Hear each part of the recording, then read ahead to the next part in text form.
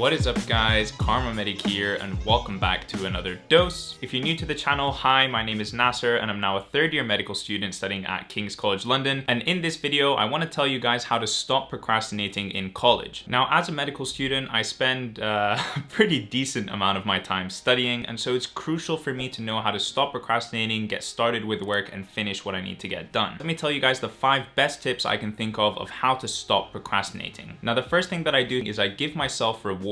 This is actually my favorite tip of all time and is probably the reason why I can work so hard and get so much done. I always give myself rewards when studying. Personally, I study in 4-hour blocks and I always start with something to drink. It's usually coffee, but it could also be tea or a juice or even just water. So I tell myself, okay Nasser, enjoy this beverage while you're studying, and at the 1 hour mark you can go to the kitchen and get yourself a snack. And I'll usually get myself some apples, a bowl of grapes, candy, whatever it is. And you best believe that during that first hour of studying, if I'm ever feeling a little bit demotivated or I need a little bit of a push, I'm thinking about the snack that I'm gonna get as my 1 hour reward. I probably sound crazy right now, but trust me, you have to try this. After 2 hours of studying, I usually make myself some more coffee, and after 3 hours of studying, I take a 5 to 10 minute phone break. This way I'm continuously giving myself something that I can look forward to, something that has an end goal where I'm going to do something that isn't directly looking at this page and trying to study. Giving yourself these little rewards, no matter how small they are, really helps push you and keep you going until the next one, and then eventually you're done with your long session of studying. The second thing that I do is I break down big tasks into smaller chunks. Sometimes when you've got a lot of studying to do ahead of you, for example, you have to write a really big paper or you have a big exam that you're studying for, it can be really intimidating to think that you have to do all of that in one go. If you break down the task into smaller pieces, for example, today I'm going to write 500 words of my essay, or I'm going to go through lectures 1 to 5 for my upcoming exam, it becomes so much more manageable. It gives you a realistic goal that you can work towards and that you can actually complete in the foreseeable future. That way, when you complete it, you feel good about yourself, you cross it off your list, and you move on to the next chunk of the bigger task. That feeling of completing a goal that you've set for yourself, even if it's a small one, is really motivating and it'll help you keep on studying. I'd love to hear from you guys in a comment down below about the tips and tricks that you use to stop procrastinating. The third thing that I do, and this one is really important, it's that I set timers for all of my breaks. If you're working on something for hours on end, it's only natural that you're gonna feel like you need a 5 or 10 minute break every now and again. 5 minutes. And that's the difficult part. It's actually sticking to a 5 minute or 10 minute break on your phone and not just endlessly scrolling through Instagram for half an hour. If you want to take a break to make some tea, watch a YouTube video, or just browse through your social media, that's totally fine, but just don't forget to set a timer. And then as soon as that timer rings, close your video, lock your phone, and just hide it. I don't care where you hide it. You can put it behind your laptop, you can put it in another room, you can give it to your friend and tell them not to give it back to you until you're done with your session.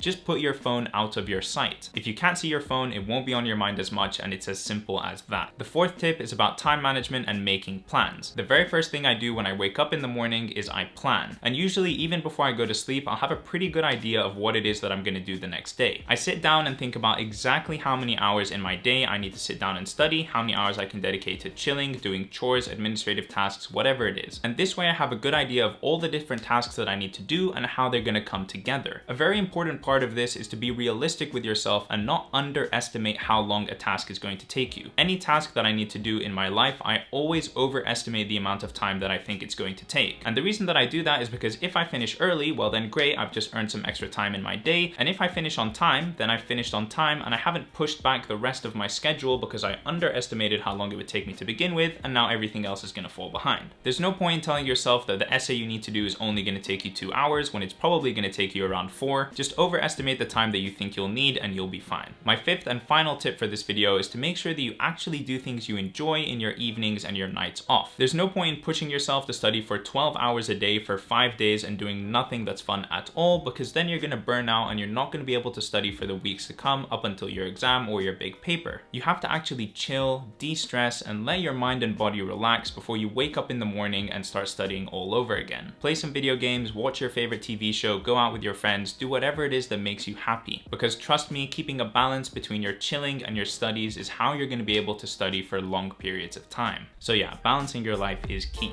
And alright guys, I think that's where I'm going to end this video. Don't forget to leave a like on it, and if you're new, subscribe to the channel to see more content from me in the future.